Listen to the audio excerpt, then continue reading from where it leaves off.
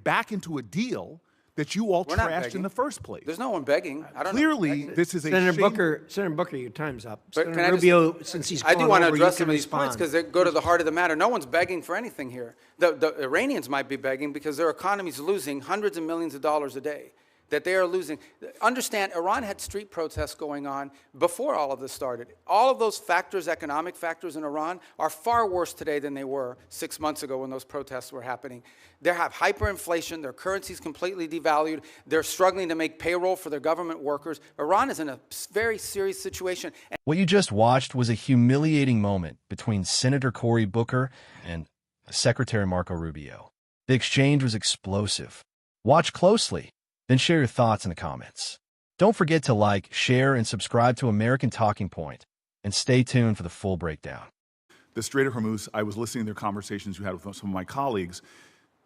We've now seen the Strait closed for months, and you explained that we're going to see an opening of the Strait, and ultimately the exchange we will get for that is after that fact we will release certain sanctions.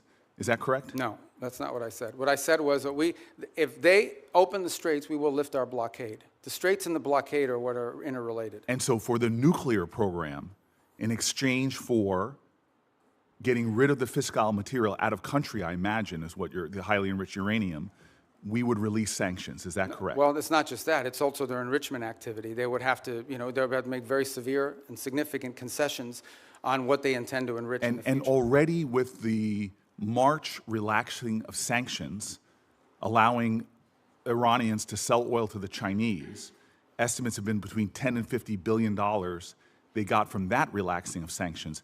How much money might we see in a deal in our relaxings of sanctions in order to get rid of the highly enriched uranium and stop their enrichment? Well, let me just tell you on that portion. The sanctions that were released on Iran were boats on the water. And so that oil was already out in the marketplace. It was sold at market rates, but the sanctions covered, and to the extent we've been able to enforce them, we have the revenues of those sales. So yeah, the Iranian oil was unsanctioned so that it could be sold, but the revenue would have to flow back to blocked accounts, which our sanctions were able to go after. We've also seized, I believe, 6 vessels in the Indo-Pacific that involved Iranian sanctioned oil on top of it. So that wasn't necessarily a trade. They didn't get $50 billion directly as a result of. They might have gotten some of it. They certainly didn't get the majority of it. They are now losing hundreds of millions of dollars a day in revenue because of the blockade. And the blockade exists because of what they're doing in the straits. Right, and I guess the conclusion I have, and my time's expired, is that the Strait of Hormuz was open before this unjustified war. We're now scrambling to try to find a way to get it back opened again. Not only is it causing economic havoc to our country and to residents all around this nation, families trying to make ends meet, but you see on top of that, the Iranians finding ways to leverage that, as we allowed them to do with the Chinese for tens of billions of dollars. And so my point is, before we even get to a nuclear negotiation, this regime is getting money to rebuild, purchase more drones, cause more havoc. And this is before we're even trying to get back to a But I apologize, I don't understand how they're getting this. What revenue are you referring to? Well, there's 2 sources of revenue we're seeing. One is the revenue from the Chinese, that's factually documented. And number 2, the revenue that you're proposing that they should receive by releasing all of their highly enriched uranium, as well as in making a commitment about their enrichment capacities. Yeah. Hold on. And that was the exact deal that you guys vilified, that the president and you vilified President Obama from having. Yeah. No, so here we have a worse situation where our adversary and our enemy, who's causing havoc in the region, who is funding proxies and terrorists, has discovered, thanks to you all, the power of shutting down the Strait of Hormuz. No, they didn't discover. They knew that a long time ago, and they've done it before. Clearly, we all knew that a long time ago. That's why this ill-conceived war should have never happened. Yeah, but you have made our adversary in a stronger negotiating position. We are the strongest nation on the planet Earth, and we're in a stalemate with Iran. And now we're begging to get back into a deal that you all trashed in the first place. There's no one begging. I don't Clearly, know. this is a Senator shame. Senator Booker, your time's up. But Senator Rubio, since he's I do want to over, address you some can of these points because they go to the heart of the matter. No one's begging for anything here. The Iranians might be begging because their economy's losing hundreds of millions of dollars a day. that they are losing. Understand, Iran had street protests going on before all of this started. All of those factors, economic factors in Iran, are far worse today than they were 6 months ago when those protests were happening. They have hyperinflation, their currency's completely devalued, they're struggling to make payroll for their government workers. Iran is in a very serious situation, and if it was up to the political class there, and I understand everybody there is sort of radical in some way, but if it was up to the people that actually like go to elections and wear the suits and you see on TV, they'd probably make a deal tomorrow. It's the issue they're facing is that the supreme leader and the IRGC Corps are a little bit more immune from those pressures until they can be convinced otherwise, and I think that's the direction that they're moving in, because the reality, I don't know where you're getting this perception that Iran is stronger. Iran has no navy left. They've lost a substantial percentage of their defense industrial base. That Iran has lost a substantial percentage of their missile launchers, and their economy is far worse today, and I mean far worse today, than it was 6 to 9 months ago. And they are looking at hundreds of billions of dollars of reconstruction costs just to get to where they were 6 months Mr. Rubio, you keep telling us how we're winning this war. The president keeps saying, well, the war's over completely now. Annihilated. The war is not over.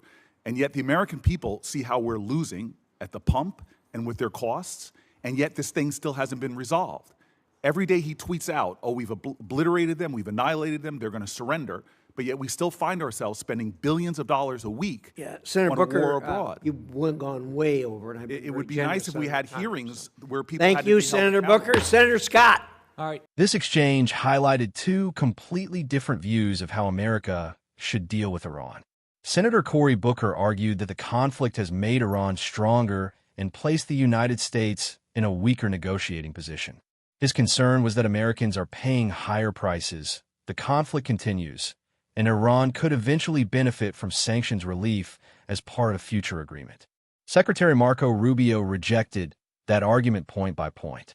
He insisted that Iran is not in a stronger position today than it was before the conflict. According to Rubio, Iran has suffered major military losses, including damage to its naval forces, missile launch capabilities, and defense industry. He also argued that Iran's economy is under tremendous strain, with inflation, a weakened currency, and growing financial pressure on the regime. From the Republican perspective, that is exactly why maintaining pressure matters. The argument is that easing up too soon would give Iran an opportunity to rebuild its military, strengthen its regional influence, and continue supporting groups that threaten stability across the Middle East. Republicans have long maintained that negotiations should happen only from a position of American strength, not by rewarding hostile behavior. Supporters of Senator Booker, on the other hand, see the situation differently. They argue that prolonged conflict carries economic costs, increases instability, and that diplomacy should play a larger role in preventing future escalation. What this hearing ultimately showed is a fundamental disagreement over foreign policy. One side believes maximum pressure creates leverage.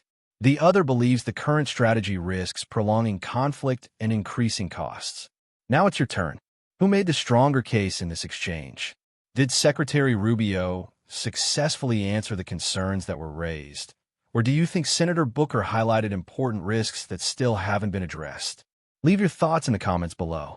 If you enjoyed this breakdown, don't forget to like this video, subscribe to American Talking Point, and turn on notifications so you never miss the next major hearing and political debate.